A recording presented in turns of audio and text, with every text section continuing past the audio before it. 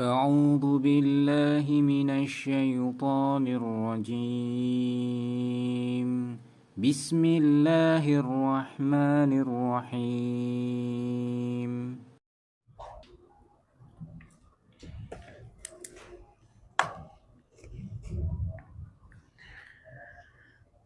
Assalamualaikum warahmatullahi wabarakatuh.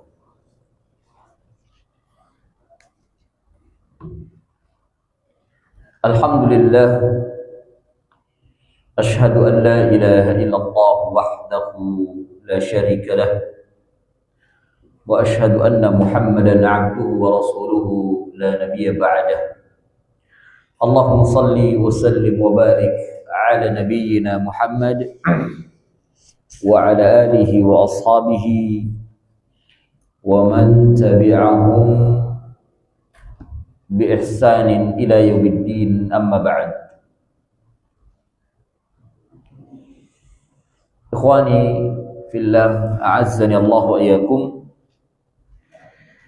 Kembali kita melanjutkan kajian kita dari pembahasan kitab Umdatul Ahkam karya Al-Imam Abdul Ghani Al-Maqdisi rahimahullahu ta'ala. Pada pertemuan yang terdahulu kita telah membaca hadis yang ke 398 dalam penomoran hadis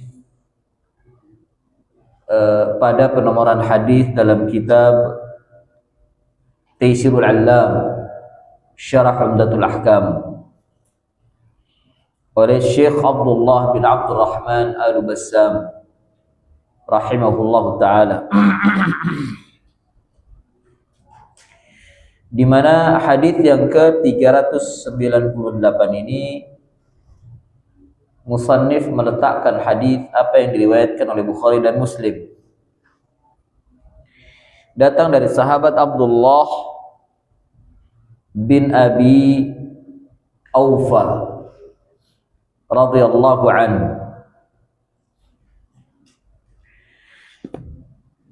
Sebenarnya hadis ini adalah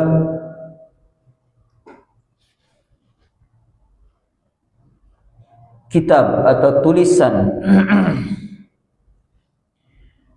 Abdullah bin Abi Aufa kepada salah seorang muridnya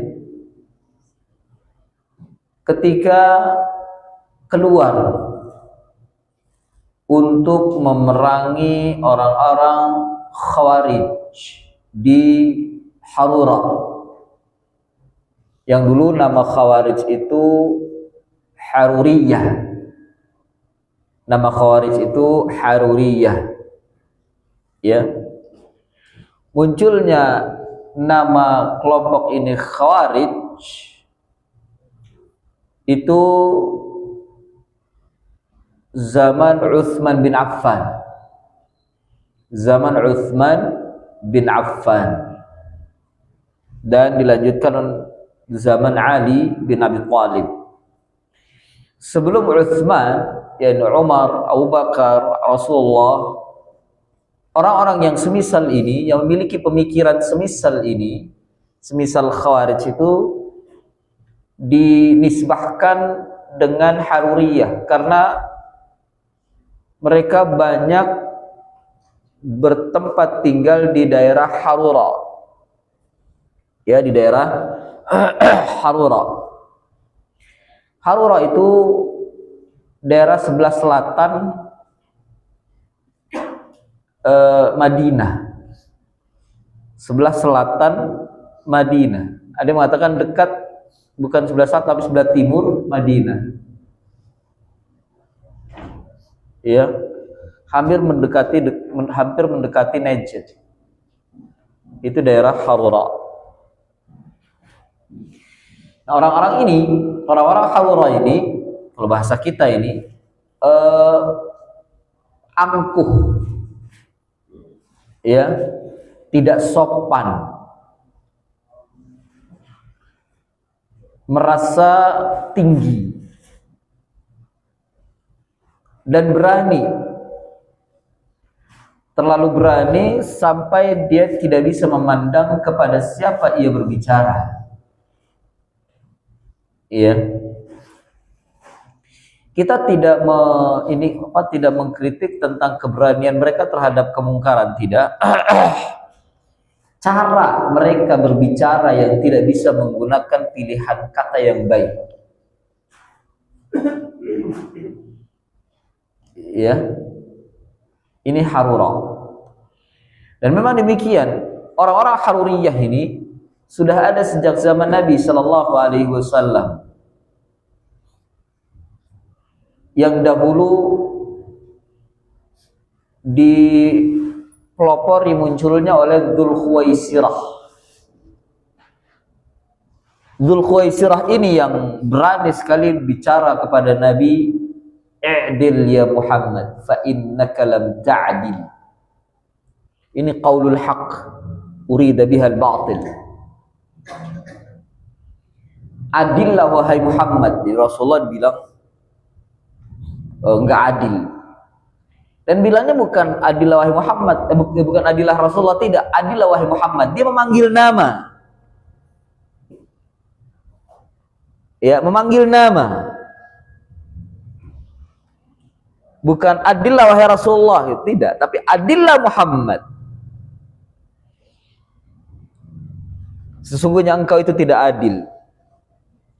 Jadi berdakwah atas nama keadilan. Dan ini sebenarnya dakwah atas nama keadilan hak, ya, benar ya. Tapi di balik itu urida bihal batil, dia menginginkan kebatilan. Apa kebatilan yang dia inginkan? Dia ingin membatalkan pembagian yang telah ditetapkan oleh Allah dan Rasulnya. Dan pembagian Allah dan Rasulnya dianggap tidak adil oleh mereka. Karena waktu itu terjadi peristiwa perkataan ini tuh saat pembagian harta ghanimah. Bagian harta ghanimah, rampasan perang. Kalau tidak salah dulu di Hunain, ya, di Hunain. Rasulullah membagi kepada orang-orang yang baru masuk Islam. Dibagi sekian banyak. Sementara orang-orang yang sudah lama masuk Islam, bahkan mereka itu adalah orang yang paling setia dengan Rasulullah, itu dibagi sedikit. Ya, dibagi sedikit. Dianggap orang ini enggak adil katanya. Dianggap orang ini, dianggap Dzulkhuwaisirah enggak adil, makanya dia datang kepada Nabi, "Ya Muhammad, i'dil fa innaka lam ta'dil."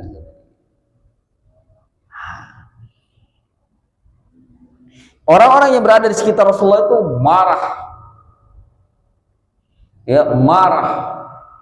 Dan ada yang meminta izin. Ada yang mengatakan dalam riwayat Umar bin Khattab, dalam riwayat yang lain Khalid bin Walid. Minta izin, "Ya Rasulullah, izinkan saya memenggal leher orang ini." Ya, izinkan saya memenggal leher orang ini.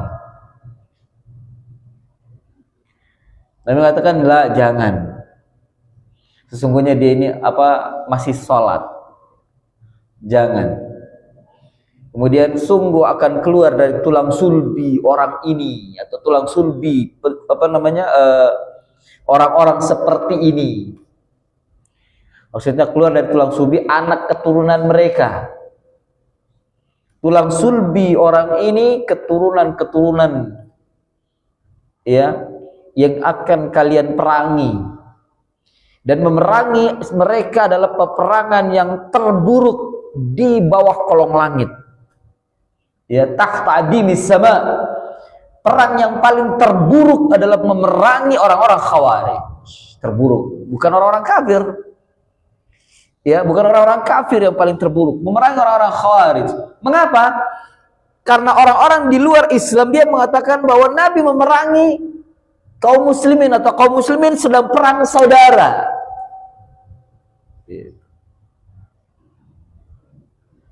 Lihat, kaum muslimin sudah perang saudara, mereka berpecah.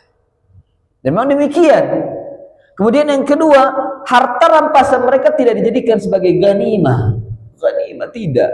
Sehingga tidak dibebaskan kaum muslimin atau para mujahidin itu mengambil dan merampas harta mereka. Karena mereka masih dianggap muslim. Yang ketiga, peperangan itu dahsyat. Karena paling terburuk dahsyat. Dan mereka tidak tanggung-tanggung membantai kaum muslimin.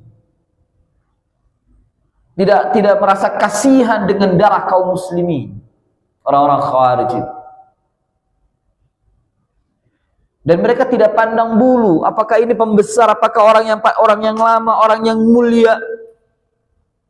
Tidak dipukul rata oleh mereka, dibantai-bantai. Hatta keturunan Nabi, cucu Nabi itu dibantai oleh mereka.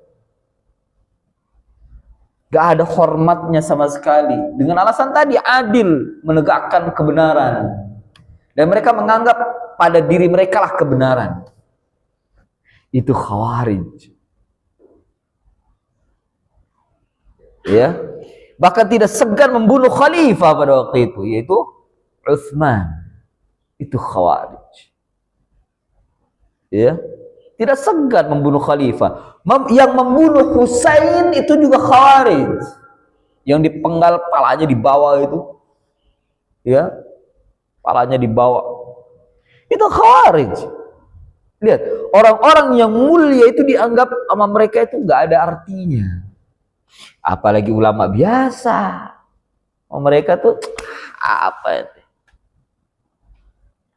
Atau dia awalnya diulamakan oleh mereka, tapi ketika salah sedikit saja pembicaraan, tergelincir pembicaraannya sedikit, atau mungkin berbeda pemahaman oleh mereka, segera diserang dan dimusuhi. Apalagi kalau misalnya perkataan itu menyerang mereka, segera dibantai, habis. Nggak peduli dia itu adalah ahli ilmu atau orang yang mulia di kalangan mereka atau tidak. Sikap mereka. Nah itu Khawarij. Ali memerangi orang-orang Khawarij ini. Ya, nubuah dari Nabi SAW, kaum muslimin memerangi mereka. Ini peperangan syarrul qital tahta adimis sama, kata Nabi. Syarrul qital, seburuk-buruknya peperangan. Tahta adimis sama, di bawah kolong langit. Itu memerangi orang-orang Khawarij. Kemudian juga Nabi juga karena mereka sekata-kata itu bicaranya dengan Nabi enggak sopan, Nabi pun menjuluki mereka itu ulaika hum kilabun nar. Ulaika hum kilabun nar, kata Nabi. Mereka itu anjing-anjing neraka. Kasar kata Nabi, itu kata-kata Nabi. Karena mereka pun kasar kepada Nabi. Orang-orang Khawarij itu kasar-kasar mulutnya. Nggak sopan mereka. Maka Nabi pun kasar kepada mereka. Hadisnya tertulis mereka dijuluki oleh Nabi kilabun nar mereka. Anjing-anjing neraka mereka. Dahsyat mereka. Nah itu Khawarij. Dulu namanya Haruriyah. Nah, mereka itu mempermasalahkan yang kecil. Mempermasalahkan yang kecil, yang remeh-temeh, yang merupakan khilaf dari kalangan kaum muslimin, yang terbuka, yang meluas. Artinya al-amrul wasi', perkara itu luas, boleh ini, boleh itu, atau sudah laksanakan sesuai dengan kemampuan. Itu perkara remeh dipermasalahkan oleh mereka, sementara darah kaum muslimin mereka abaikan. Mereka abaikan. Mereka mempermasalahkan darah nyamuk yang nempel di baju. Dipermasalahkan apakah ini najis atau tidak, sholatnya sah atau tidak. Sementara darah kaum muslimin mereka abaikan, tidak dipermasalahkan. Artinya mereka sembarangan dan tidak ada menuntut untuk keadilan di sana. Darah kaum muslimin diabaikan, darah nyamuk dipermasalahkan oleh mereka. Ini nih orang Khawarij. Di antaranya hadis seorang wanita. pokoknya datang seorang sahabat, ada yang mengatakan wanita, datang ke Aisyah radhiyallahu anha pada waktu itu. Orang ini bertanya, ya, ma bala al-qaum, gimana nih kaum itu? Kita diperintahkan untuk mengqadha puasa tapi tidak mengqadha salat. Gimana ini? Kita diperintahkan untuk mengqadha puasa tapi tidak diperintah untuk mengqadha salat. Maksud mereka, salat itu lebih utama, ibadah yang utama, lebih tinggi derajatnya daripada ibadah puasa. Kok puasa kita diperintah untuk mengqadha sementara salat tidak, padahal salat itu adalah wajib. Lebih wajib daripada puasa. Apa kata Aisyah? Aharuriyatun anti. Jadi perempuan yang bilang sama Aisyah, aharuriyatun anti, kamu itu haruriyah ya gitu. Ini menunjukkan bahwa sahabat atau ummul mukminin tahu tentang kondisi orang-orang haruriyah itu, orang-orang khawarij itu, mempermasalahkan yang remeh dan membiarkan perkara yang besar. Aharuriyatun anti, kamu tuh haruriyah ya. Apa kata wanita ini? La innama ana as'al, saya hanya tanya saja. Kemudian kata Aisyah, kita diperintah oleh Nabi untuk mengqadha puasa, tidak mengqadha salat. Perintah dari Nabi, selesai, nggak perlu dipermasalahkan. Kenapa dipermasalahkan? Ya, itu khawarij kayak gitu. Permasalahan-permasalahan yang perkara itu luas, orang bisa melakukan ini, bisa itu, dan tidak ada permasalahan di dalamnya, ikhtilaf biasa saja, dipermasalahkan menjadi perkara yang rumit. Sementara darah kaum muslimin itu diabaikan oleh mereka. Bahkan mereka tidak segan untuk membantai tokoh-tokoh penting dari kalangan kaum muslimin, dan itu tidak dipermasalahkan oleh mereka. Mereka anggap itu adalah kebenaran. Itu khawarij. Dari sini menunjukkan juga bahwa ummul mukminin pun mangkel, bahasa kita mangkel dan kesal dengan orang-orang khawarij itu, yang dulu namanya haruriyah. Begitu kesalnya dengan orang-orang haruriyah ummul mukminin, ya.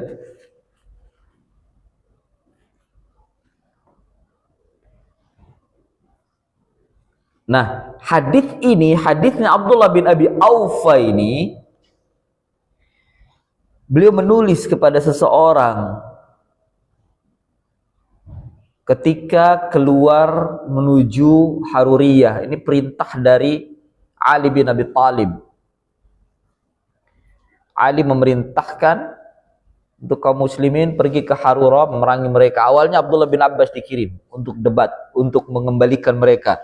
Terjadi dialog perdebatan antara Khawarij dengan Abdullah bin Abbas. Hampir separuh orang-orang Harura kembali kepada Islam, meninggalkan pikiran bid'ahnya itu, meninggalkan pikiran bid'ahnya Khawarij.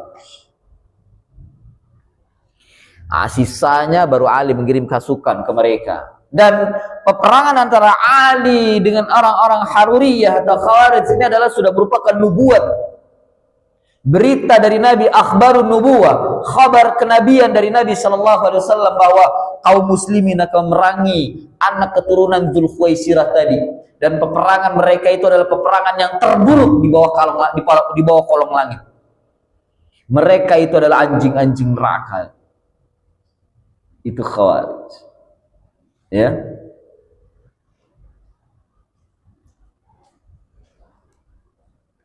Kemudian faqara'tuhu, dibaca surat itu, fa idza fihi, maka di dalamnya terdapat anna Rasulullah sallallahu alaihi wasallam fi ba'dhi ayyamihi allati laqiya fiha al-aduwa intadhara hatta malat asy-syams thumma qama fi an-nas faqala ayyuhan nas la tatamannaw liqa'a al-adu wasallallahu al-'afiyah Fa idza laqitumuhum fasbiru wa'lamu annal jannata tahta dhilalis suyuf. Thumma qala Allahumma munzilul kitab wa mujriyas sahab wa hazimal ahzab ahzimhum wansurna alaihim. Bahwasanya Rasulullah sallallahu alaihi wasallam bersabda pada sebagian hari-harinya, fi ba'di ayyamihi, pada sebagian hari-harinya, allati laqiya fiha al-adu, yang beliau bertemu dengan musuh di dalamnya, yakni pada waktu berperang. Ingin berperang, bertemu dengan musuh, Nabi sallallahu alaihi wasallam intazara, menunggu dulu, hatta malati syams, sampai matahari itu malat, yakni sudah condong ke barat, sudah lewat dari pertengahan. Ya, ini mereka yang melakukannya setelah sholat zuhur. Ya, matahari yang pernah terjadi ini matahari yang sekarang ini, matahari yang kita lihat di atas itu matahari yang pernah dilihat oleh Nabi, yang pernah ditunggu oleh Nabi, yang pernah diberhentikan oleh Allah untuk Dhunnun, Nabi Dhunnun. Ya, pernah berhenti itu, matahari ini pernah diberhentikan oleh Allah untuk menunggu Dhunnun. Tidak terlintas peristiwa spesifiknya, cuman pada waktu itu pun Dhunnun sedang berperang menghadapi musuh. Ya, berperang menghadapi musuh. Pernah berhenti. Kemudian bulan yang kita lihat ini, yang di atas sekarang ini, itu bulan yang pernah terbelah pada zaman Nabi. Terbelah dia, terbagi menjadi dua, tengah. Mukjizat yang diberikan oleh Allah. Pernah terbelah. Dan hakikatnya betul-betul terbelah. Untuk menunjukkan mukjizat Nabi sallallahu alaihi wasallam kepada orang-orang kafir. Pernah terbelah, bulan ini pernah terbelah. Dan matahari ini pernah berhenti. Dan matahari ini yang pernah dilihat oleh Nabi, yang Nabi berdoa, yang Nabi menunggu zawal baru Nabi menyerang musuh. Ya. Jadi matahari ini belum berubah, matahari yang pernah dilihat oleh orang-orang terdahulu. Matahari yang pernah dilihat oleh Nabi Adam, yang matahari yang pernah dinantikan oleh Nabi Ibrahim untuk memberikan perdebatan kepada orang-orang musyrikin. Matahari dan bulan ini yang pernah dinantikan oleh Nabi Ibrahim. Ya. Intadhara hatta malati syams, sampai matahari itu tergelincir ke arah barat. Tsumma qama finnas, kemudian beliau berdiri di hadapan manusia. Konon ini adalah setelah salat zuhur, setelah selesai salat zuhur dan Nabi menjamak, Nabi berdiri berkhutbah. Ya ayyuhan nas, wahai manusia, yakni wahai sahabat-sahabatku, la tatamannau liqa'al adu. Janganlah engkau berangan-angan untuk bertemu dengan musuh. Artinya, jangan cari musuh. Jangan nantangin untuk bertemu musuh, jangan. Ya, la tatamannau. Apalagi nyari-nyari musuh, jangan. Dan kalimat la tatamannau liqa'al adu, al-adu al-murad minal jin wal ins, masuk di dalamnya jin dan juga masuk di dalamnya manusia. Berarti menunjukkan bahwa tidak boleh kita berangan-angan untuk bertemu dengan musuh dari kalangan jin atau musuh dari kalangan manusia. Jangan cari musuh. Dan kalau memang sudah bermusuhan, jangan sekali-sekali ingin menantang mereka untuk bertemu, jangan. La tatamannau liqa'al adu.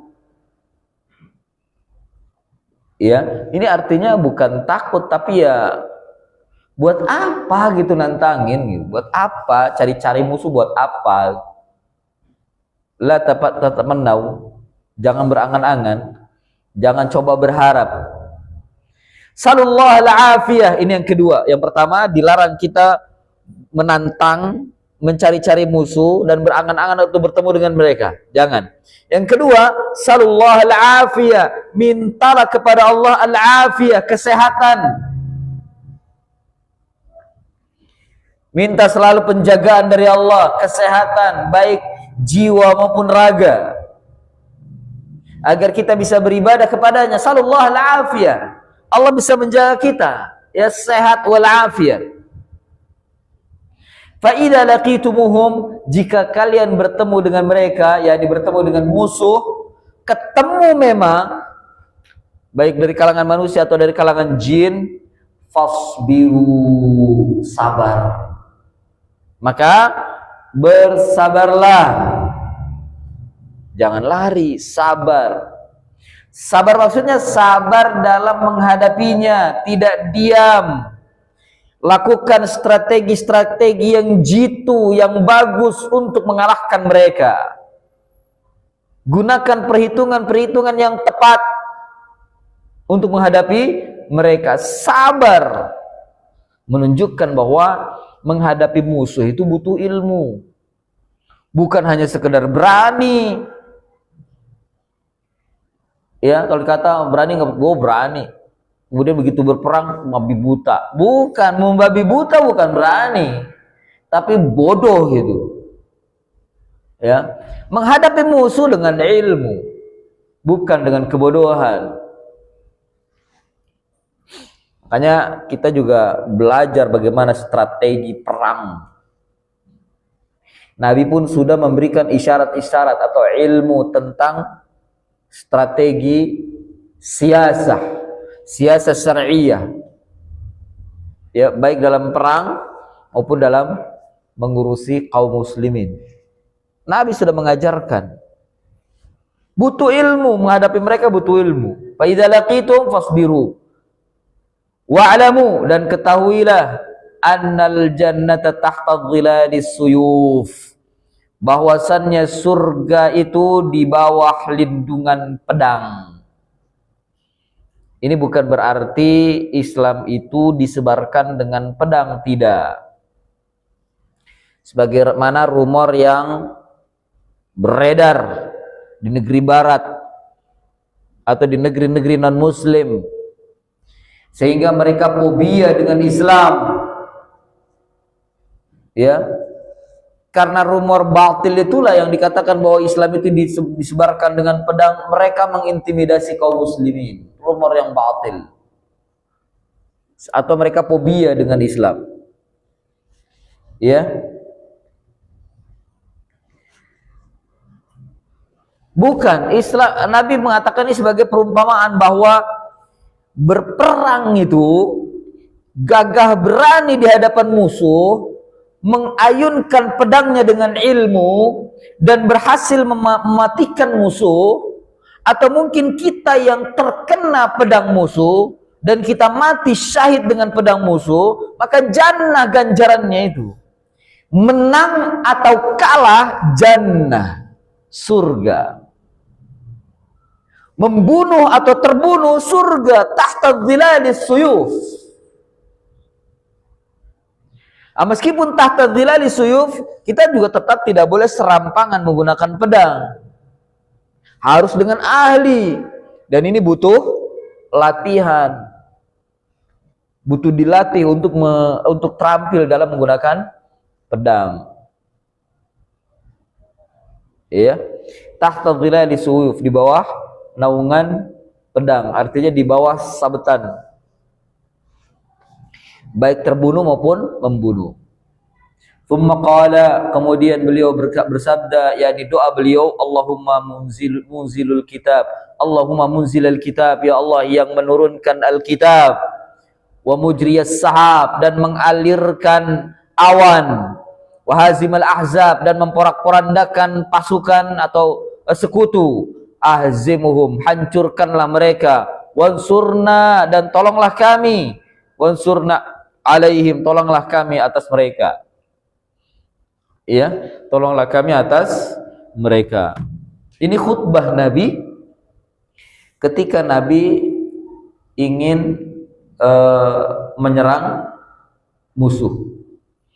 dari sini menunjukkan disyariatkannya panglima sebelum memberangkatkan pasukannya untuk menyerang musuh. Panglima ini alim dan dia berkhutbah kepada pasukannya, memberikan semangat, membangkitkan gelora jihad.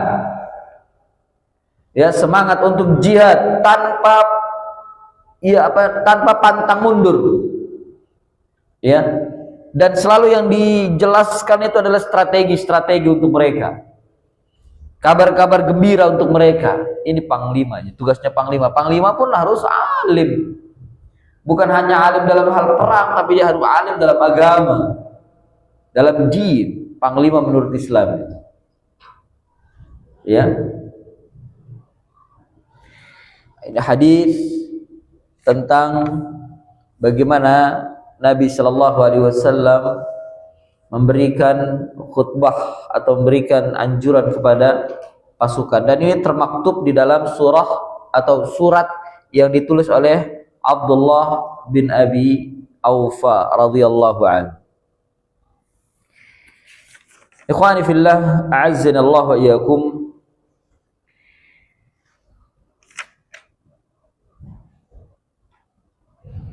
Di antara makna dari hadis ini atau faedah dari hadis ini, yang pertama, yanhan nabiyyu ummatahu 'anit tamanni liqa'il adu. Nabi melarang umatnya untuk berangan-angan bertemu dengan musuh. Dilarang. Enggak boleh kita cari-cari musuh, apalagi nyari musuhnya dia sama-sama muslim. Jangan. Sesama muslim bermusuhan, jangan. Ya, mungkin yang jadi masalah atau mungkin ada ini, Ustaz dia ahli bid'ah bukan dimusuhi tapi dinasehati. Ya, lihat Ali sebelum memerangi Khawarij, apa yang beliau lakukan? Ngirim Abdullah bin Abbas nasihati mereka, menasihati mereka.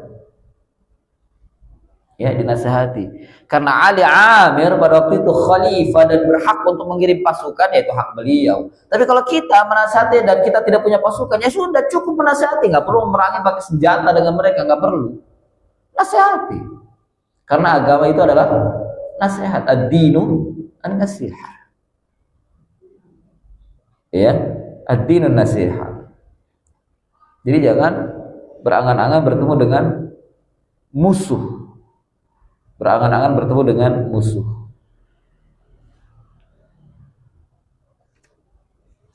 Kemudian yang kedua, beliau memerintahkan kepada kaum muslimin untuk meminta kepada Allah al-afiyah. Amarahum ayyas'alullaha ta'ala al-afiyah. Beliau memerintahkan kepada para sahabat meminta kepada Allah untuk kesehatan. Apa al-afiyah itu? Hiya as-salamatu min makruhatid dunya wal akhirah. Afiyah itu adalah keselamatan dari segala kesulitan di dunia dan di akhirat. Makruhat itu hal-hal yang kita benci, enggak suka, ya, kesulitan di dunia dan di akhirat. Ya, di antaranya adalah liqa'al adu. Di antaranya adalah liqa'al adu. Bertemu dengan musuh. Ini terkadang berat, apalagi kalau kita melihat musuhnya itu tangguh. Ya, musuhnya tangguh dan sangat terampil, jago bermain dengan senjata. Kita pas-pasan, tapi nggak mau seorang muslim harus menghadapinya. Harus menghadapinya. Di peperangan itu terkadang kita menghadapi seseorang yang tidak seimbang. Perang, ya, di medan perang. Beda kalau duel satu-satu, ya, terkadang kita memberikan yang seimbang. Tapi kalau dalam peperangan ketemunya musuhnya, nggak bisa milih, oh sini bukan lawan saya, ini bukan lawan, nggak bisa. Ketemu musuh sikat. Dia seimbang atau tidak seimbang, hajar. Ya. Tapi makanya Nabi menganjurkan minta kepada Allah. Minta kepada Allah yaitu al-afiyah. Selamat dari segala hal yang membuat kita menderita di dunia dan di akhirat. Kemudian yang ketiga, bayyana asbabin nasr. Nabi Shallallahu Alaihi Wasallam menerangkan tentang sebab-sebab turunnya pertolongan ketika kita menghadapi musuh. Idza talu bi'aduwwihim, ketika kita pas berada di tengah-tengah perang, di tengah-tengah medan perang bertemu dengan musuh. Apa sebab itu? Pertama, as-sabat, keteguhan hati, ketetapan dan keteguhan hati, sabar, ya, keteguhan hati. Meskipun mungkin sangat berat, tetap teguh karena itu perintah dari Allah. Yang kedua, as-sabru, sabar. Yang pertama sabat, yang kedua as-sabru. Ya, as-sabru, yakni sabar.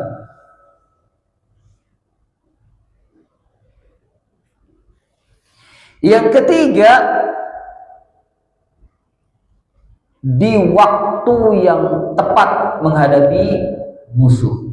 Nabi memilih waktu yang tepat menghadapi musuh. Tidak di waktu yang sangat sulit, bahkan untuk bergerak pun sulit, tidak. Makanya Nabi disebutkan di sini oleh Abdullah bin Abu Awfa, beliau menunggu matahari zawal, yakni menunggu matahari tergelincir ke arah barat karena sudah mulai mendingin. Suhu udara mendingin. Ketika suhu udara mendingin, manusia bisa bertahan dengan baik di dalam menghadapi musuh. Tapi kalau dalam kondisi panas, cepat lelah. Ketika cepat lelah, ini akan mudah dikalahkan. Ini juga diantara strategi Nabi Shallallahu Alaihi Wasallam dalam berperang. Beliau melihat kondisi, keadaan medan perang. Ini kira-kira baik atau tidak berperang di waktu ini? Ya, kira-kira menguntungkan tidak untuk pasukannya? Dilihat kondisi, dan ini siasat. Ini siasat.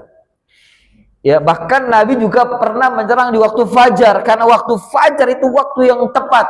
Kaum muslimin sedang dalam keadaan segar, sehat dan bugar setelah bangun tidur dari malam, setelah sholat fajar. Sementara kondisi orang-orang kufar masih baru bangun dan dalam keadaan lemah, tepat menyerang pada waktu fajar itu. Apalagi menyerangnya dalam keadaan mendadak, ya. Istilahnya ya sidak. Mendadak serangannya itu, orang-orang kafir masih belum lengkap. Masih belum pakai pakaian perang, senjatanya entah ditaruh di mana, ya habis. Ya, itu waktu fajar yang paling tepat. Makanya diantara juga Nabi ketika ingin menyerang di waktu fajar itu menunggu setelah berkumandang azan. Karena kalau seandainya setelah subuh atau berkumandang azan ternyata di negeri itu, di daerah yang akan diserang itu adalah ada suara azan, berarti kaum muslimin di sana. Nabi nggak jadi nyerang. Jangan, itu kaum muslimin. Ya, tidak jadi nyerang. Tapi kalau tidak terdengar, sepi, bahkan masih waktu fajar aja tidak ada kegiatan manusia, Nabi menyerang, berarti itu negeri kafir. Ya, itu negeri kafir. Dan ini dikatakan oleh para ulama bahwa Nabi menunggu waktu adzan ketika ingin menyerang di sebuah negeri. Kecuali kalau seandainya memang yang dihadapi ini betul-betul musuh di medan perang. Musuh datang, Nabi hanya menyambut. Itu ditunggu waktunya yang tepat. Ini strategi yang diajarkan oleh beliau. Ya. Dan termasuk sebab datangnya pertolongan, memilih waktu yang tepat di dalam menyerang, di dalam berperang. Ya. Di sana juga memperhatikan kondisi cuaca, apakah cuacanya menguntungkan atau tidak. Ya, kondisi medan, apakah medannya bagus untuk berperang atau tidak. Ya, karena kalau seandainya kondisi medannya itu penuh dengan jebakan seperti ada rawa, ada air, ada macam-macam, ya. Itu akan menyulitkan. Maka dilihat medannya nih kira-kira luas atau untuk menyerang atau tidak. Walaupun seandainya di sana ada tempat-tempat yang berbahaya dan menjebak, bagaimana cara menghindarinya? Itu strategi yang seperti itu, dan itu butuh ilmu. Butuh ilmu. Ya. Kemudian yang ke empat apa lima? Empat ya. Yang keempat yaitu zikrud du'ai munasiban lil mautin. Menyebutkan doa sesuai dengan keadaan atau tempat. Ya. Nabi menyebut di sini berdoa dengan bertawassul nama Allah, nama dan sifat Allah, yaitu apa? Munzilul kitab, mujriyas sahab. Itu nama dan sifat Allah. Nabi bertawassul dalam berdoa. Dengan apa? Dengan nama dan sifat Allah. Dan ini masyru'. Disyariatkan kita bertawassul dengan nama-nama dan sifat-sifat Allah Azza wa Jalla. Bolehkah dalam keadaan biasa seperti ini? Boleh. Antum dalam keadaan apapun bertawassul dengan nama-nama dan sifat-sifat Allah. Boleh. Apapun yang antum ketahui, ya Rahman, ya Rahim, ya Aziz, ya Ghaffar, terus berdoa. Apa yang antum minta? Ya Razzaq. Biasanya yang diminta rizki itu ya, mintanya rizki melulu, dilapangkan rizki melulu biasanya, atau diselesaikan utang melulu biasanya. Ya udah minta kepada Allah nama Ar-Razzaq dengan menggunakan nama Ar-Razzaq. Ya Razzaq, Dzul Quwwatil Matin, urzuqni. Minta. Ya, minta kepada Allah. Jadi dengan bertawassul nama-nama dan sifat-sifat Allah Azza wa Jalla.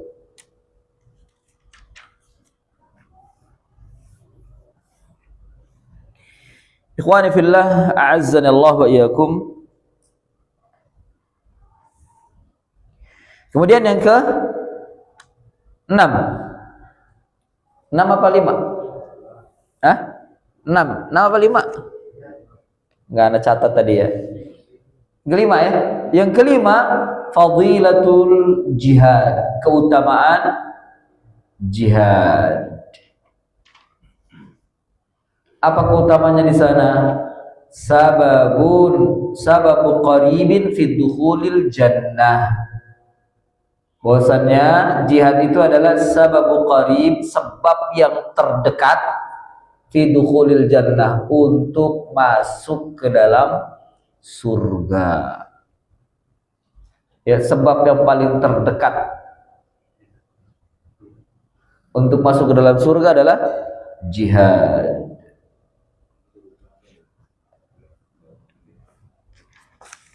Diambil dari mana? Diambil dari kata-kata mana? Itu kata-kata Nabi, i'lamu annal jannata tahta dhilalis suyuf. Ketahuilah bahwasanya surga itu di bawah lindungan pedang. Kita pegang pedang umpama, di bawah lindungannya saat kita mengayunkan pedang, bayangan yang berada di kepala kita itu jannah.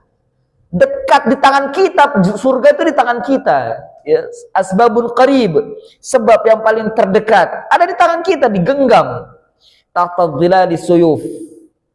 Jadi pedang ini yang membuat kita masuk ke dalam surga. Ini sebab yang terdekat.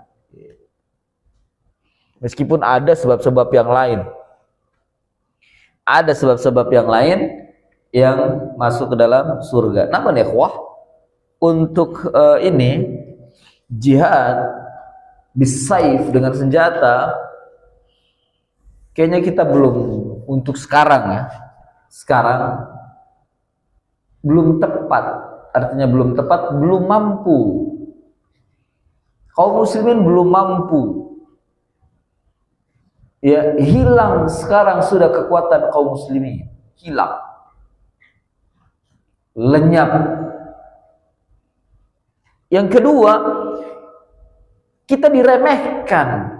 Belum muncul lagi kewibawaan kita di hadapan orang-orang kufar. Dan ini masih dicabut oleh Allah, belum diletakkan lagi. Sebab dari kaum muslimin yang sudah banyak cinta dunia dan takut mati, rasa takut orang-orang kafir kepada kaum muslimin itu dicabut. Kalaupun seandainya mereka memiliki fobia, tapi fobia ini bukan mereka lari tunggang langgang, tapi fobia ini membuat mereka menindas. Dan kaum muslimin tidak berdaya. Islamofobia itu artinya orang-orang mereka takut dengan Islam. Tapi takut di sini bukan takut karena kaum muslimin wibawa. sehingga mereka enggan untuk menyerang, tidak. Tapi takut di sini adalah takutnya seperti kita takut terhadap serangga. Sehingga serangga ini bukannya kita ini tapi dimatikan supaya dia tidak mengganggu. Dan begitu mereka itu.